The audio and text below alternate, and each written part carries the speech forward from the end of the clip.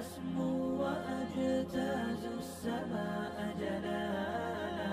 فأزيد أسراب الغيوم. هذا waxaa qiyaastaa markii muranka dhulka lala jooga uu hawada sare tago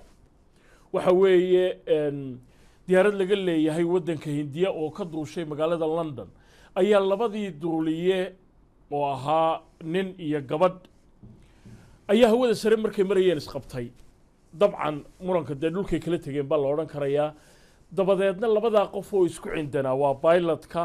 ama duuliyaha sare iyo kaaliyihiisa oo xidhiidh uu ka dhaxeeyay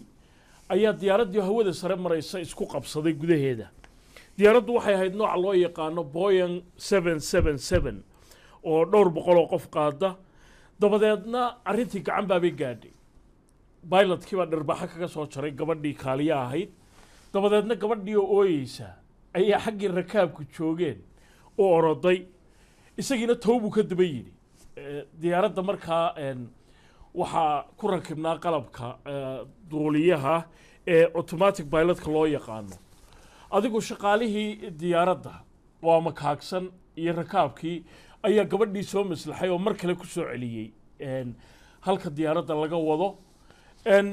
arrintii waxa ay noqotay mid fajiciso ku noqotay dadkii diyaaradda saaraa iyo dadkii kale maqlayba oo inaga qudheenu aynu ku jirro bal waxaad qiyaastaa diyaarad dhowr boqol ay saaran yihiin oo pilotkii iyo kaaliyihiisii intay isdileen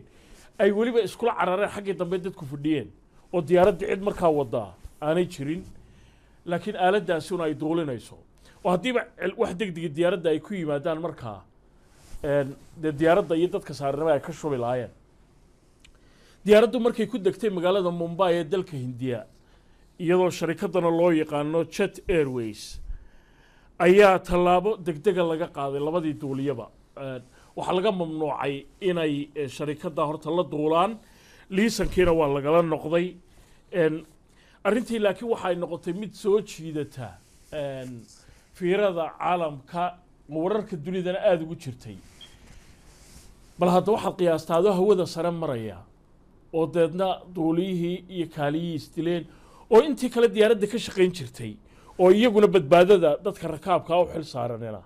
gartoodii ay ku daaleen laakiin nasiib wanaag cidina waxba kuma noqon